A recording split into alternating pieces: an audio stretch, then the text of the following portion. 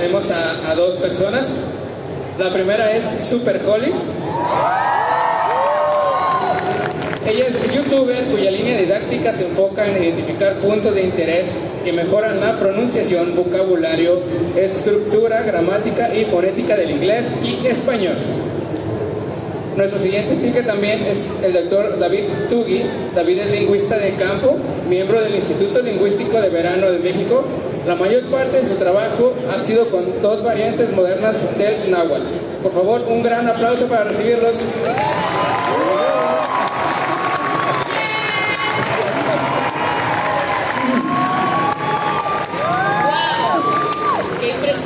A todos, qué bonito estar aquí.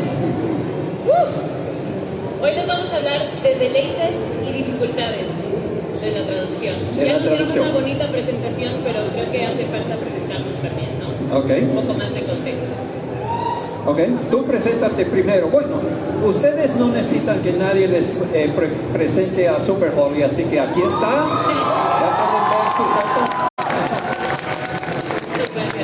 Más allá del meme, donde muchos me conocieron, creo que he tenido una vida muy plena, muy interesante y gracias en mayor parte a las decisiones que tomaron mis papás. Ahí estoy yo de chiquita. Nací en Charlotte, North Carolina, hace muchísimos años ya. Ni tantos. Mis papás siempre me hablaron en inglés en casa. Ya se fue el monitor, pero no pasa nada. Tienes que ver ahí para entender lo que está pasando, ¿eh? Antes de los 6 meses me llevaron a México. Ahora, ojalá recordara yo esto, pero hay fotos para comprobarlo. Soy la menor de 5 hermanos y todos hablamos inglés y español. Y en el caso de mi hermano, que ahora vive en Tailandia, también habla tailandés. Es muy impresionante para mí. Ok.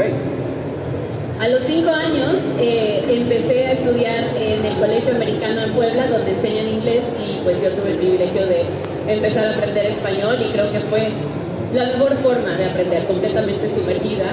Y pues en resumen pasé alrededor de 8 años en diferentes escuelas, tanto en Puebla, en Orizaba y en Oaxaca. Muy bien. Yo me llamo David Tugui, como ya se les explicó, y soy el papá de la famosa Super Holly. Y aquí les presento a su mamá también, que Holly debe estar aquí y también quedaría más impresionada con ella que conmigo, pero no pudo venir, pero ni modo. Yo nací en Venezuela de padres bilingües y desde chico hablo inglés y español, pero español oriental venezolano. Soy el tercero de 9 hermanos. En esta foto estábamos 7 nada más, o 7 y medio, y todos viven y todos estamos bien, pero seguimos. He vivido más en México que en otra parte. He vivido en Cuautla, Morelos, en Orizaba, Oaxaca y varias partes, y hablo náhuatl. 2 variantes del náhuatl he aprendido. Soy lingüista, entonces trato de entender cómo funcionan las lenguas, y soy también traductor. Trato de entender un mensaje en una lengua y expresar ese mensaje en otra lengua, y también he sido profesor de vez en cuando. Trato de infectar a mis estudiantes con los mismos entusiasmos míos, y si puedo enseñarles siquiera un poquito, está bien eso también. Ahora, es algo que...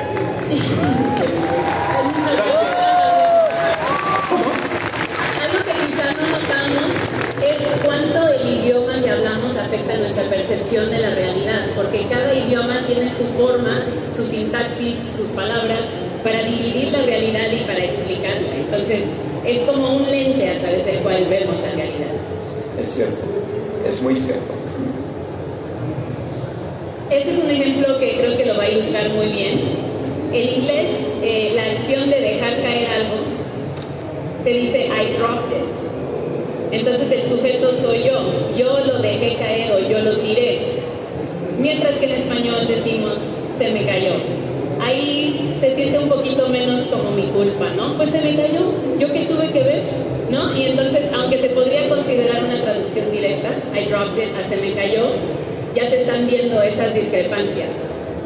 Si alguien ve que tu teléfono está todo rayado o cracked, ¿cómo se diría cracked? Ay, Dios mío.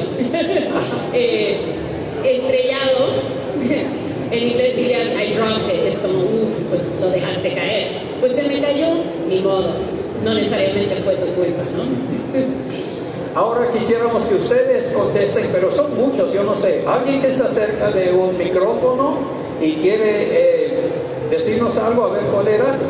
¿Qué entienden ustedes por la traducción? ¿Qué definición darías por la traducción? ¿Algún voluntario? Aquí está uno, ahí está otro. Perfecto. Hola. Yo por traducción entiendo, bueno, en muchos contextos se usa la palabra traducción, entonces más general yo entendería la traducción como pasar un tipo de información a otro tipo de información, pues que se interpreta de una forma distinta, ¿no? Básicamente, o sea, pasar una información a otra para otro medio que la va a interpretar. Muy bien, Okay. es pasar información. Mi papá casi no está escuchando, pero sí le dicen el clavo con pasar una información, ahora sí que de un idioma a otro, de un sistema a otro. Sí. Es muy semejante a la definición que apuntamos. Ok, esta es la traducción que sugerimos nosotros para traducir. ¿Qué es traducción? Bueno, es tener dos sistemas que manejas y tratar de expresar lo mismo en una lengua que en otra lengua. Y especialmente es cuando es algo que otra persona dijo o escribió en la lengua y tú estás en medio de él y una audiencia posible, tratas de expresarlo para que lo sepa. Y palabras claves para mí en esta definición son las palabras tratar y lo mismo. Porque tratar, quién sabe si se logre, no siempre se logra. Y lo mismo, va a ser exactamente lo mismo, quién sabe. Es otra lente para estar viendo el mundo. Siempre va a haber detalles que hay que cambiar, por lo mismo que dijimos hace rato, las estructuras de cada idioma son diferentes. En el caso del inglés y el español, pues se parecen bastante, pero cuando ya empiezas a meter en náhuatl o en chino, pues la forma de expresarse es muy diferente. Entonces estamos tratando de encontrar ese punto medio para realmente pues pasar la definición de un idioma a otro. Entonces casi nunca coinciden perfectamente, más bien traslapan como en esta imagen que están viendo. A lo mejor esta parte en medio es donde en ambos idiomas significa lo mismo, pero siempre va a haber esta parte por acá donde el otro idioma no lo dijo de la misma manera. Exacto. Ok, veamos estas tres cosas de nuestra civilización. ¿Cómo se llaman? Bueno, el del centro, en una lengua que por ahí se habla, se llama llave, y lo deletrean con dos L en vez de con Y, yo no sé por qué. Pero el otro también se llama llave, y la tercera cosa también se llama llave. Entonces, ¿qué está diciendo la lengua? Estas son una categoría. Se nombran con el mismo nombre, lo que tienen en común ha de ser más importante que lo que los separa. Algo así. En otra lengua que por ahí se habla, pues es diferente. Lo del centro se llama wrench. Y quién sabe por qué lo deletrean con W, pero así es. Lo de la izquierda también es wrench. No, eso es key, es otra cosa. Y lo de la otra parte no es ni key ni wrench, es faucet. ¿Y qué está diciendo la lengua? Estas son tres categorías diferentes, hay que separarlos. No lo estamos viendo con el mismo espejo o lente, ¿ok? Son tres diferentes. Ahora, ¿qué pasa si tú estás tratando de traducir de una de estos sistemas al otro? Bueno, si estás tratando de traducir al inglés algo que alguien dijo en español, ¿qué vas a hacer? Pues o bien tienes que saber cuál de los tres tenía en mente o adivinar. Y si adivinas mal, pues ahí estás. Tienes que corregirte. Si vas en la otra dirección, puedes pensar, es muy fácil, le digo llave, sea cual sea. Pero cuidado, porque al ratito, a lo mejor llega a ser importante cuál de los tres tenía en mente. Entonces, y a la audiencia ya no le quedó tan claro. Sí.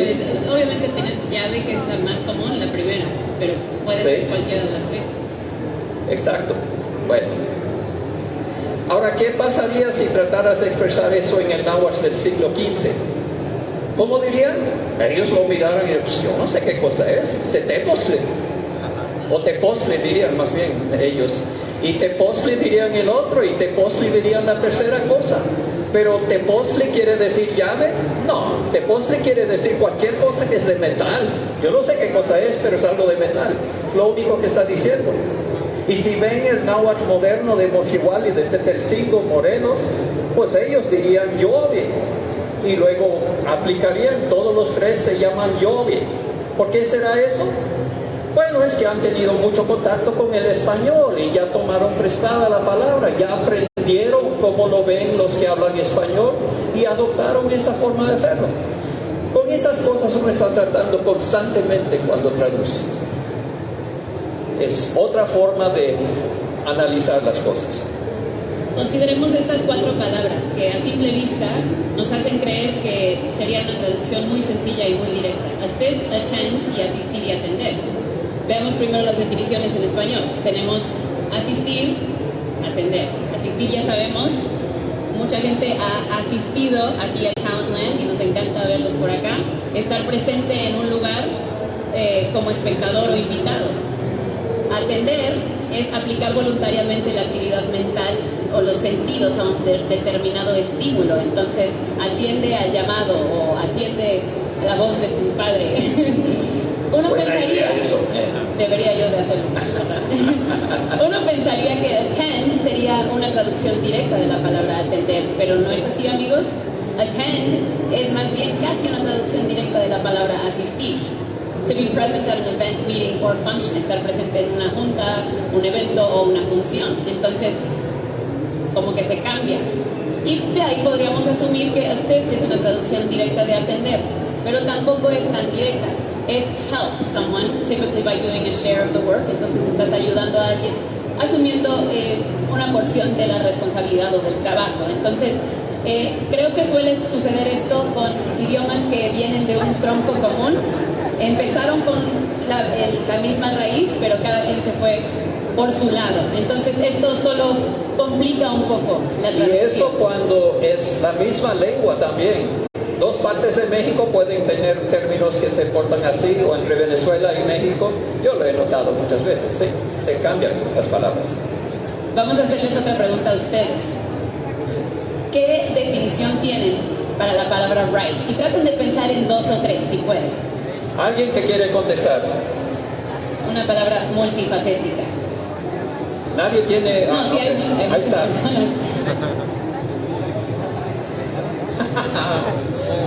Right, ¿qué quiere decir? Right puede ser derecha o algo que es correcto.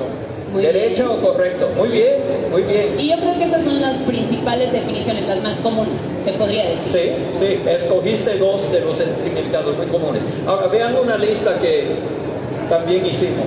Puede ser derecho o a la derecha, o puede ser un derechazo, puede ser recto, correcto, justo, bien, adecuado, oportuno, cierto, directamente o precisamente, o también aproximadamente, y puede ser, o sea, sigue la lista. Esto no es todo lo que puede significar right. Te voy a hacer unas preguntas, Zapa, a ver qué tan rápido eres, ¿ok?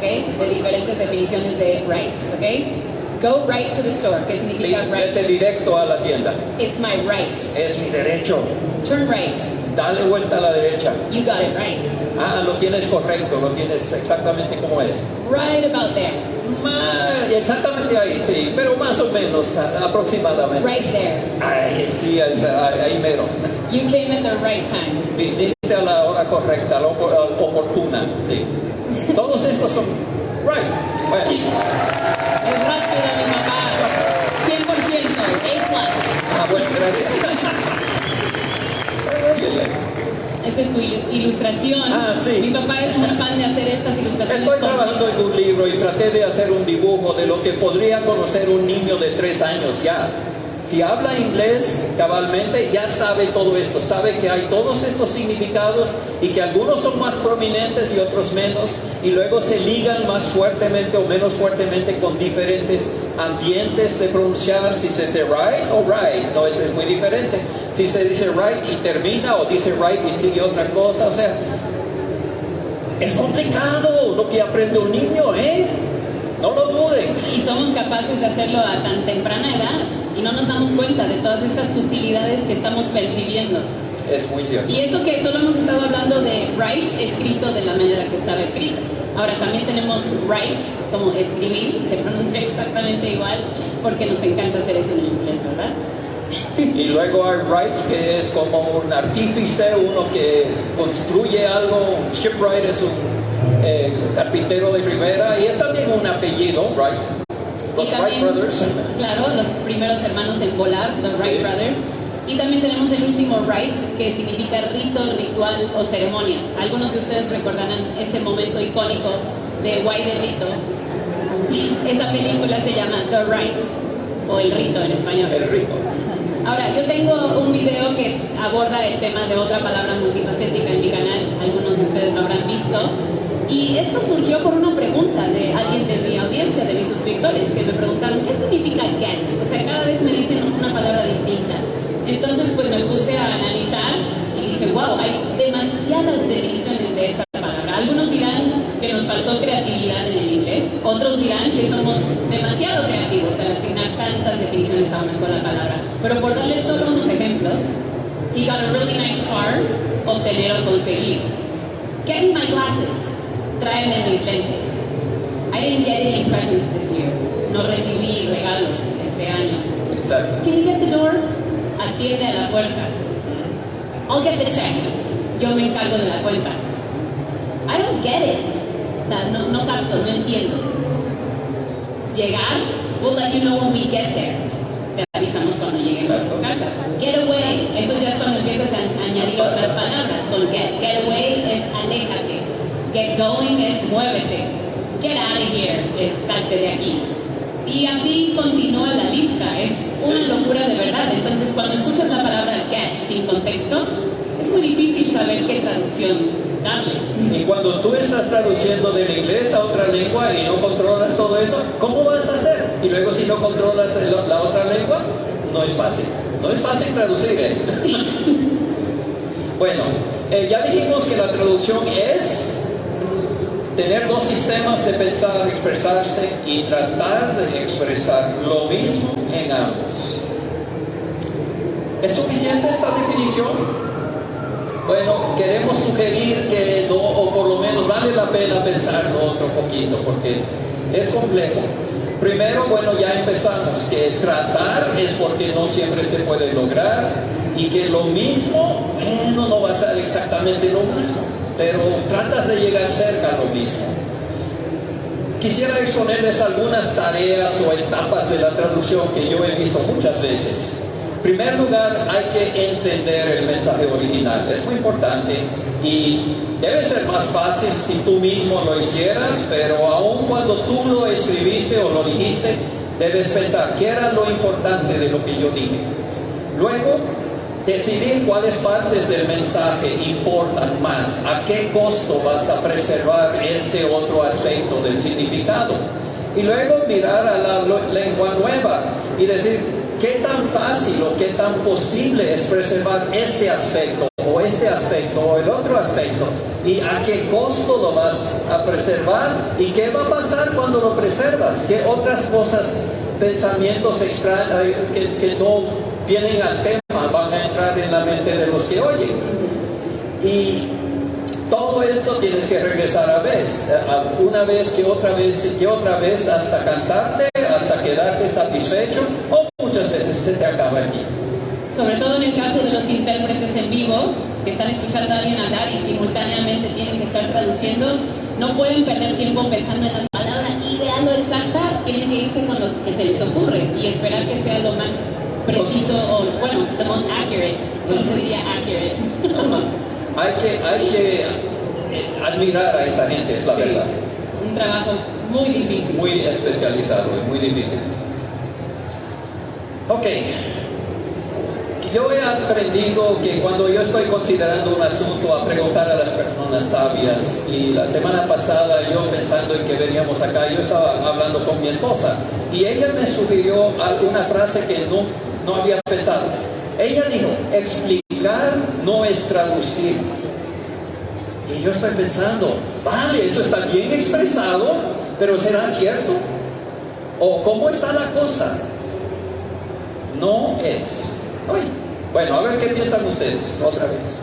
Explicar no es traducir, ¿están de acuerdo o desacuerdo con eso? Y luego, ¿cuáles son los límites de la traducción? ¿Dónde pasa de ser traducción hasta ser explicación y otras cosas? ¿O habrá cosas que es imposible de por sí traducir? ¿Qué piensan ustedes? Una o dos respuestas, otra vez, ¿dónde están los...? Aquí viene con el micrófono.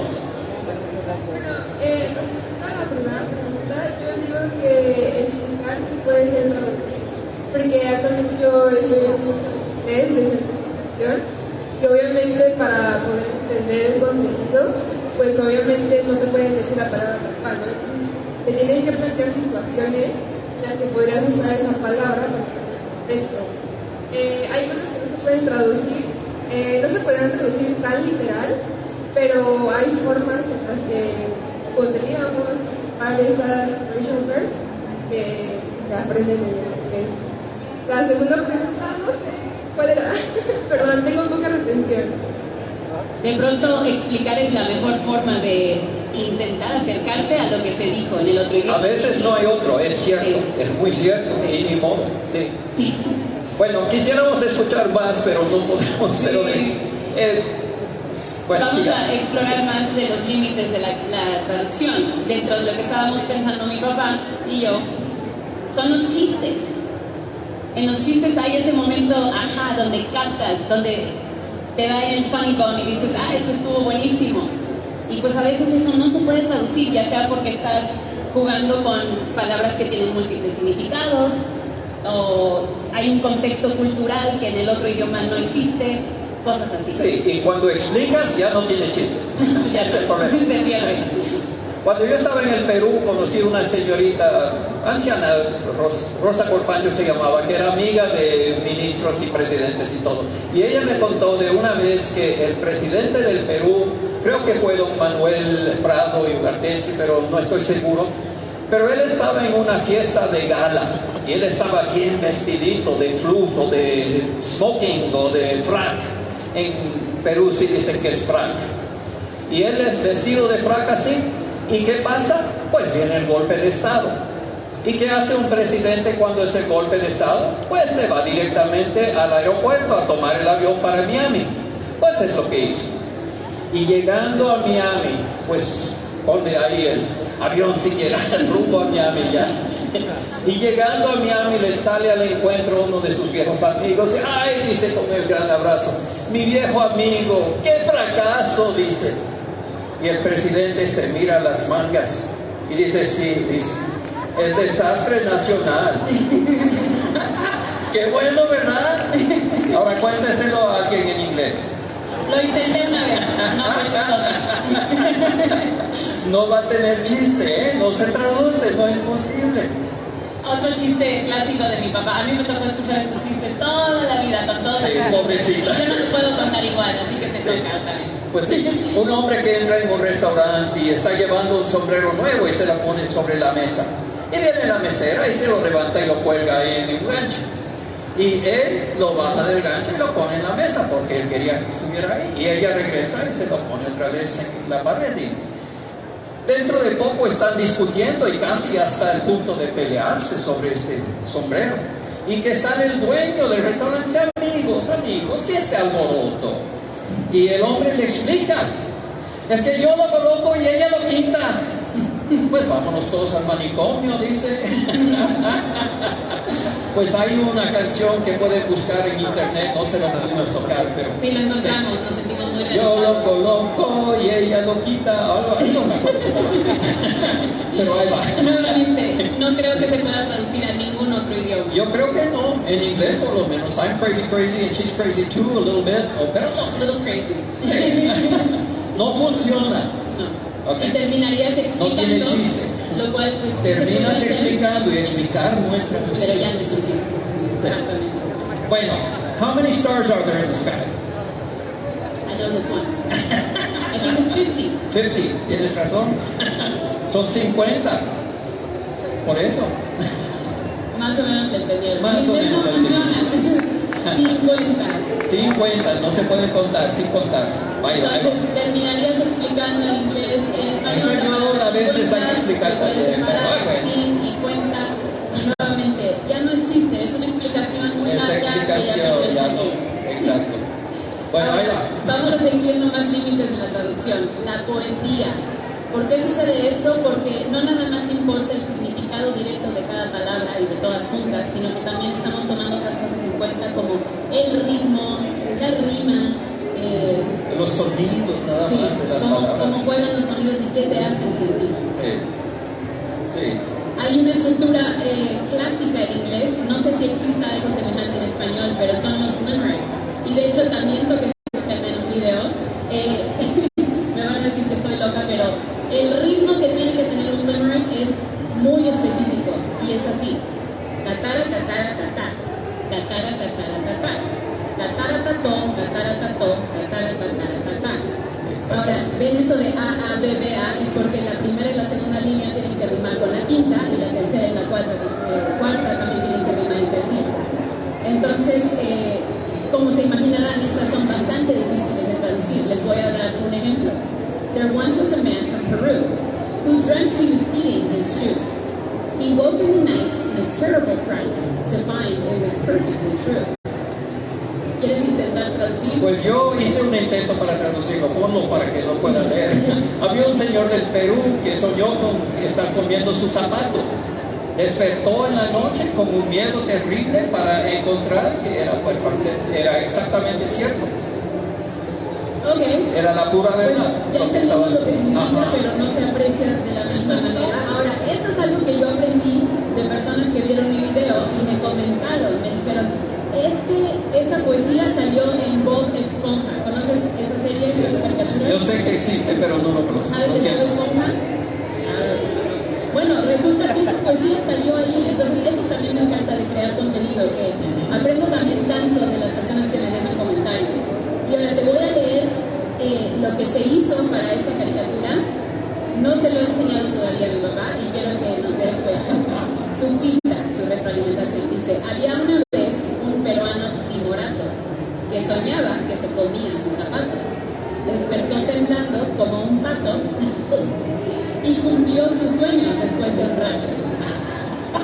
No estuvo tan mal, ¿no? No está mal, sale chistoso de todos modos, cuando menos preserva ese aspecto y eso está muy bien. Creo que hay que tomarnos un tiempo para felicitar a todos los que trabajan en traducción y adaptación de series y películas. También por ahí dicen que Los Simpsons se tradujo muy muy bien. Hay muchas personas que después de haberlo visto en español lo ven en inglés y dicen, no, quizás está mejor en español. No es un trabajo sencillo, es nuevamente regresar a tomar las decisiones de qué hay que preservar para que esto siga teniendo chiste, siga teniendo sentido. Bueno. ¿Quieres decir este nuevo limerick que también es un trabajo? Bueno, sí, es cierto. Este es otro que es un trabalenguas este limerick. Y me ha gustado. A tutor who tutored a flute tried to tutor two tutors to toot. Said the tutor to the tutor, is it harder or is it tougher to toot or the tutor to tutors to toot? Aunque no lo crean, amigos, eso significa algo. Okay? No, significa algo. Son puras sílabas inventadas. Pero si tratas de traducirlo está muy difícil. ¿Cómo traduces toot de primera? Toot es una onomatopeya, que es el sonido que haces cuando tocas la flauta. Más o menos, ¿no? Entonces alguien que hace ese sonido es un tutor. En Venezuela decíamos pitar, aquí en México no se dice tanto esa palabra. Vamos a tu traducción venezolana. Sí. Bueno, entonces yo hice algo de una traducción. Un pitante que pitaba una flauta trató de tutorear a pitar a dos pitantes. Dijeron los dos al tutor, ¿cuál es más difícil, pitar o tutorear a dos pitantes a pitar? No sale. No sale. Pero bueno, con esa información puedes regresar al original y apreciarlo. Sí. Este es otro, una poesía favorita mía del año 1600 y tantos de un poeta que se llama George Herbert y se llama la poesía A Wreath, guirnalda. Y es guirnalda a la vez que habla de una guirnalda y funciona como una guirnalda. Vean cómo es, que cada línea traslapa con la línea que viene después y también con la anterior. Entonces, podemos ver aquí, que dice ahí, debo poner mis lentes para poder leer eso. Así que el patrón de las rimas impone una estructura circular a toda la poesía. Y entonces así va la poesía. A wreathed garland of deserved praise, of praise deserved unto thee I give. Y así sigue y da toda la vuelta y regresa hasta donde empezó y es una guirnalda. Y eso se puede traducir. Yo he hecho el intento, pero no me ha salido tan bien. Y si ustedes pueden hacerlo mejor, pues les doy el reto, pero esto sí es una obra de arte y es bello, pero no se traduce. Se aprecia mejor el idioma en el que se escribió. Muchas veces es así, sí. Y el poema, como las guirnaldas o coronas de antaño, y habla de corona y guirnalda, es para honrar al victorioso y pues ahí va. Sigamos. Yo le pregunté a mi papá si él cree que entre más genio se requirió para escribir algo, más difícil sería de traducir. Pero me dices que no lo ves de esa manera exactamente. ¿Qué? Que si es más difícil traducir algo, significa que Sí. es más genio que se necesitó. Sí. Depende de cómo se manifiesta el genio del autor. Si su genio se manifiesta en estas partes del lenguaje que no se pueden traducir fácilmente, pues mientras más brillante el autor, más difícil traducir su obra. Pero muchas cosas son muy traducibles porque son los pensamientos que se están exponiendo y no es difícil expresarlos. Lo nuevo es ver cómo se juntan y qué nuevos pensamientos eso puede despertar. Así que no hay una correlación directa. Okay. Y es justamente porque los casos que hemos estado viendo son las diferencias de forma las que hacen difícil la traducción. Entonces, todo aquello que va más allá del significado directo de las palabras o los sentimientos que estamos tratando de transmitir, o los pensamientos, o los conceptos. Sí. Bueno. ¿Habrá cosas que no se pueden traducir porque los significados mismos son tan diferentes? Yo creo que sí. Y esas son otra clase de cosas que no se pueden traducir.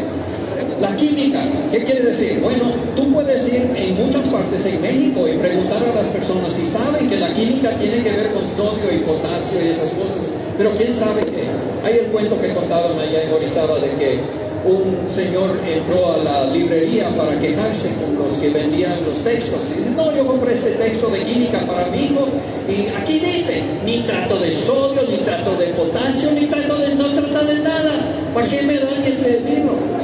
Y el otro era muy listo y él se lo agarró y dice, pero mire acá nada más dice, citrato de sodio, citrato de así que hay de todo, ¿no? Bueno, si tú no sabes qué es la química, ¿cómo vas a entender? La matemática, ¿cómo está esa cosa? Si no conoces de qué están hablando, tú tienes que aprender la lengua nueva para entender el mensaje. No se puede traducir tan fácilmente. Y asimismo, cualquier tema esotérico o cualquier cosa que trata de conocimiento que la cultura a la que quieres llegar no conozca o no tenga ese mismo contexto, va a ser mucho más difícil de traducir. Y eso tiene todo que ver con el significado y la percepción que las personas ya tienen por conocer su idioma. No tiene que ver con la forma en ese caso. Exacto. Y estos son los casos en los que uno termina explicando o hasta enseñando en vez de traducir. Entonces eso ya no se podría llamar una traducción como tal. Veamos esto aquí, yo lo veo y yo digo, bueno, yo entiendo unas palabras del inglés, pero todo lo demás, Muchos de ustedes probablemente entienden lo que está ustedes sucediendo. sí lo pueden ver y entender, pero es que ustedes son más sabios que yo en este aspecto. Yo no, Es otro idioma completamente y no es necesariamente traducible al inglés o al español, hace falta explicarlo. Y ustedes no me lo pueden traducir, tienen que enseñarlo. ¿Habrá casos donde es mejor de plano no traducir? Yo creo que sí. Veamos los que pusimos ahí.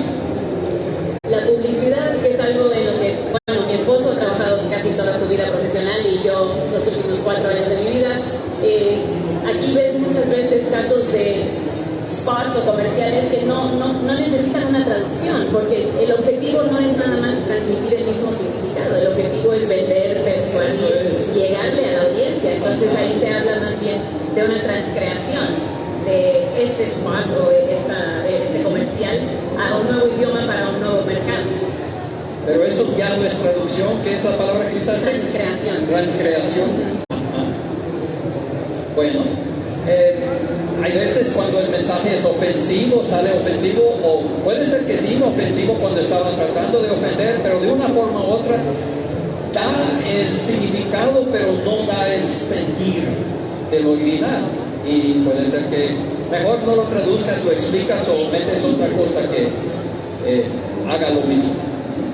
Ahora, ¿cuáles aspectos del original hay que preservar al traducir? Esta es una pregunta tan importante porque, como hemos estado comentando, no puedes tenerlo todo siempre, no puedes ser conciso y dar exactamente la misma definición. Entonces, ¿vale la pena explicarlo un poquito más para que entiendan todo el contexto o es prioridad ahorrarte esos minutos que tardarías en explicar? Por eso hay que considerar la naturaleza del mensaje. Sí, depende de la naturaleza del mensaje y de las prioridades del auditorio. Las prioridades del traductor también. Y muchas veces el que paga para la traducción. O sea, todo eso hay que tomar en cuenta para traducir bien. Ahora, estas son cosas que no deben tomarse a la ligera, porque hay que tomar en cuenta que estás tomando un mensaje de este idioma para una audiencia que probablemente pues no entiende este idioma, entonces quieres conservar lo importante y son una serie de decisiones difíciles. Mi papá ha dedicado pues gran parte de su vida a la traducción de la Biblia al náhuatl y pues como ustedes sabrán se escribió el Antiguo Testamento en hebreo, el Nuevo Testamento en griego. Entonces, regresando a lo que dijimos hace rato, es importante antes que nada que entienda muy bien esos idiomas originales. Puede tomar el inglés y el español como referencias, pero realmente lo importante es traducir desde el original. Y pues siendo lenguas tan distintas y con estructuras tan diferentes, no es necesariamente algo sencillo. En la oficina donde se reúnen los del equipo de traducción de la Sierra de Zongolica, el náhuatl de la Sierra de Zongolica, hay un tesoro ahí en la pared que es una copia de el Salmo 23 que es autografiado por don Miguel León Portilla, que era de los náhuatlatos más reconocidos del siglo pasado y de principios de este siglo, y también don Fernando Nava, que fue el primer director del Instituto Nacional de Lenguas Indígenas. Y es una traducción muy buena, es muy bonita. Quiero enseñarles siquiera un poquito de esto. Voy a ver si aprendo. ¿Cómo hago esto? Ok. El verde es para avanzar en ¿Cómo? la diapositiva. Ok. Bueno, nada más les digo. Ok. En hebreo empieza con una cosa de 4 palabritas. Y depende de cómo lo leas, van a ser 7 u 8 sílabas, nada más. Si lo lees en la forma ya tradicional, en vez de pronunciar el nombre de Dios, van a decir Adonai, que quiere decir mi Señor, y luego Adonai Roí lo Exar. Yo creo que, perdónenme la traducción, yo no hablo bien el hebreo, se me va. ¿Cómo se traduce eso? Bueno, nada más lo que es Adonai Roí. En náhuatl le pusimos Yen Yahvé Nechtlapishtinemi. Son 8 sílabas. ¿Y por qué pusimos tanto? Bueno, el Yen es para enfocar. Estamos hablando de Dios. Y luego Nechtlapishtinemi, si pusiéramos literalmente, es mi pastor. Dios es mi pastor. ¿Qué quiere decir eso? Quiere decir que Él cuida mis borregos. Que yo lo contraté. ¿Y eso era lo que quería decir David cuando escribió el Salmo? No creo. Es más bien, Él me anda cuidando como cuida un pastor a los ovejas, a los borregos. Entonces, por eso se tradujo Nechtlapishtinemi, me anda cuidando. Amitla Nechpoloa, no me falta nada. Y pueden ver las otras traducciones conocidas en español. Jehová es mi pastor, nada me faltará. Sepan que Jehová es una combinación del Yod, He, Vav, He y luego Adonai. Y por eso salió Yahová, algo así. Y de eso viene Jehová. Bueno, ok. Y en inglés le pusieron the Lord, que es casi como Adonai, pero traducción de la otra palabra. Ok. Me gusta la traducción en inglés. I have everything that I need. Tengo todo lo que necesito. ¿Está bien? No es muy semejante a no necesito nada, pero ahí va. Está bien. Así va la traducción. Y esto lleva mucho tiempo. Yo quería tocarles un poco de esto para que escuchen.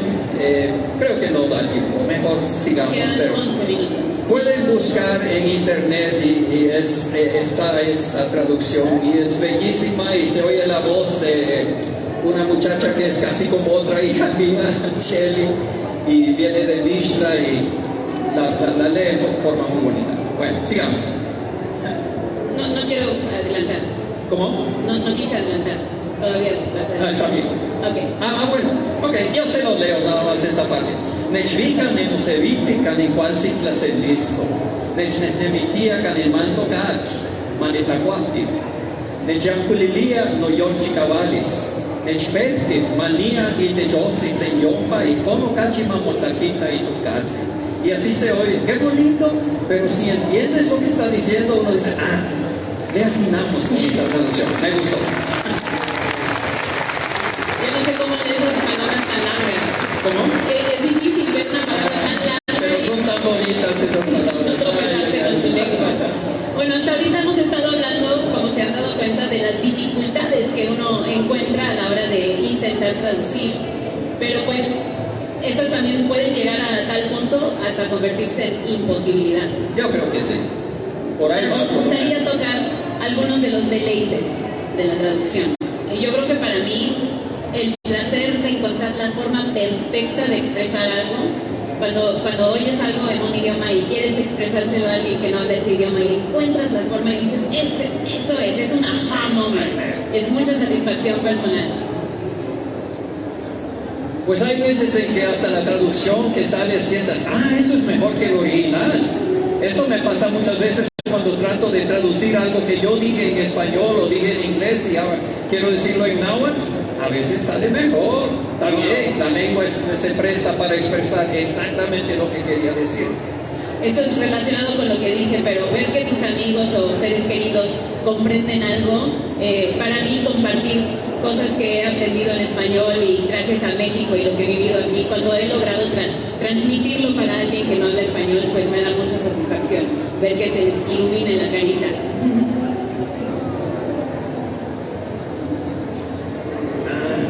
Sí, aprende uno cuando traduce, eso me gusta a mí para mí el placer casi más grande de toda la vida es aprender. Y yo al traducir tengo que pensar en el mensaje original, tengo que pensar en la lengua original, tengo que pensar en la lengua a donde quiero traducir y todo eso me ayuda a aprender y eso me trae mucho gozo. Un ejemplo de esto podría ser si llega alguien que habla inglés y les pregunta, what does quedar mean? Y te tienes que poner a pensar más detenidamente en la palabra quedar y es semejante a get, tiene múltiples significados y probablemente no te diste cuenta porque estamos tan acostumbrados a hablar nuestro idioma nativo que pues pasa desapercibido. Y pues sí, llegas a apreciar esas palabras o esas frases que no habías apreciado de esa manera antes, porque pensaste detenidamente en ellos, ¿no? Por ejemplo, a mí me encanta la construcción tengo ganas, y siento que en inglés no hay un equivalente. Puedes decir, I have a craving, I have an urge, I really want to, yeah. Pero no es lo mismo que tener ganas de algo. Entonces, pues, siente una satisfacción al expresarlo así y sobre todo cuando es tu segundo idioma, dices, creo que ya capté lo que significa esta frase.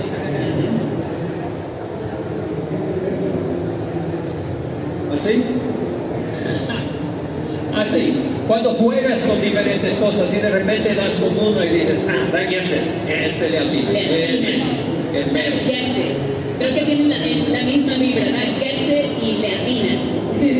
Exactamente. Y también puede surgir una traducción que parecería ser imposible y en este caso yo creo que supera el original. Es un trabalenguas en inglés. Sí. A ver si en inglés se puede decir rubber baby buggy bumper. Rubber baby buggy bumper. ¿Lo pueden decir ustedes? Traten de decirlo. Rubber baby buggy bumper. Y luego en México no sé cómo traducirlo, pero en Venezuela se puede decir para choques de caucho para coche de chico. Para choques de caucho para coche de chico. ¿Está bien?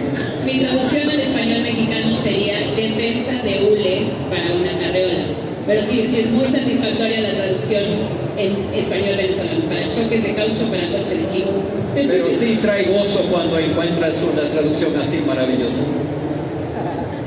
Así que bueno, volviendo a lo que dijimos al principio, cada idioma es un lente a través del cual vemos la realidad. Yo lo veo a veces como una pizza o un pie, y el inglés decidió cortarlo en cuadros, que no tiene sentido. No es cierto, amo el inglés también, pero el español quizá lo cortó pues en triángulos, ¿no? Y a veces pues traslapan las piezas, pero a veces no tanto. Entonces, a veces sucede que al tener que pensar en el mismo concepto desde diferentes lentes, puedes tener una visión más amplia de lo que estás hablando. Y regresando al punto de mi papá, terminas aprendiendo algo al traducir. Sí, te da una visión binocular o trinocular, multiocular, para que puedas entender la cosa que estás tratando de expresar a fondo. Esta es nuestra analogía visual, no sé si va a funcionar, pero ¿ustedes recuerdan estas imágenes que fueron muy populares hace como varias décadas ya? Son imágenes donde si uno se los queda viendo detenidamente, surge una imagen en 3D. Esto fue de verdad el hit en los 90s, o sea, empezabas así y lo vas alejando y de repente aparece algo en 3D. No sé si lo pueden ver desde acá porque hay que desenfocar un poquito los ojos, hay que jugar con la distancia entre tus ojos y la imagen, pero aquí hay 2 delfines nadando en el agua. Y no estoy chantajeando, o sea, no estoy inventando. Sí, sí. Bueno, esa clase de experiencia uno puede tener al traducir y al ver en 2 lenguas el mismo concepto. Lo puedes ver de una forma nueva y te salen ideas y percepciones nuevas de lo que estás tratando de expresar. Así que bueno, terminamos temprano, ¿Sí? papá. Nos pueden hacer unas preguntas. Hablamos muy rápido. En conclusión, traducir definitivamente no es fácil, implica muchas decisiones y creo que eso es lo más difícil, es tomar esas decisiones de qué es lo que tengo que conservar, a qué costo, ¿no? Regresando a la pregunta inicial. Requiere mucho pensar, mucho analizar y un conocimiento profundo de ambos idiomas ayuda mucho. Ayuda mucho, pero podemos empezar a hacerlo aunque no todavía conozcamos bien y el proceso nos va a ayudar.